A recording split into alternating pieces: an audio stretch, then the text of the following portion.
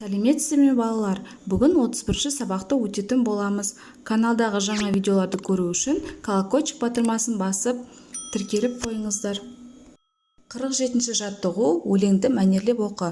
Ғылым жолын таңдаған, мұратынан таңбаған, қараңғыда халқына жарық іздеп талмаған, сан өлкені барлаған, тарих төрін шарлаған, ақылы мен білімін туған елге арнаған. Несіпбек Айтов.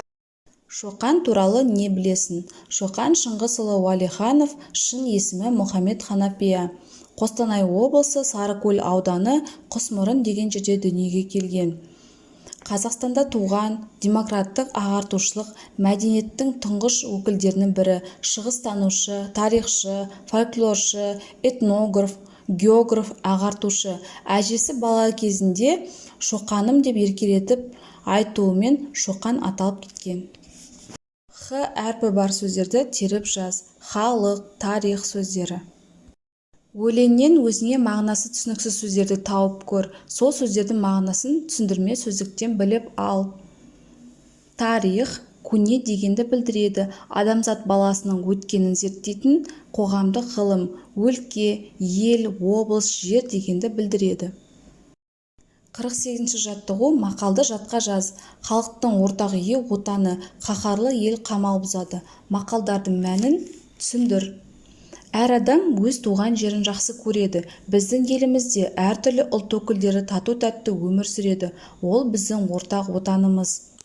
Адамдар бір-бірін ренжітпей татулықта өмір сүру керек. Егер де ауызбіршілік болса, барлығы да оңай болады. Білім алу, даму, өсу еш қиындық әкелмейді. Алынбайтын қамал болмас дегенді білдіреді. 49-шы жаттығу суреттерге қара. Кітапханадан кітапты қандай жолмен табасын? Кітап авторларының көрсеткішін пайдаланасын ба? Бірлесіп талқылап көріңіздер. Кітапханаға барған кезде бірінші кітапханашыдан кітапты сұрау арқылы табамын. Егер де кітапханашы бос болмаған жағдайда, кітап авторларының көрсеткішін пайдаланамын. Ол жерде қажетті кітаптың авторларын білсеңіз, оңай тауып аласыз, себебі кітаптар алфавит бойынша орналасқан. 50-ші жаттығу жаңылтпашты жатқа айт. Хакім хат ашып отыр, хат ашып шатасып отыр. Бейсебай Кіріспайұлы.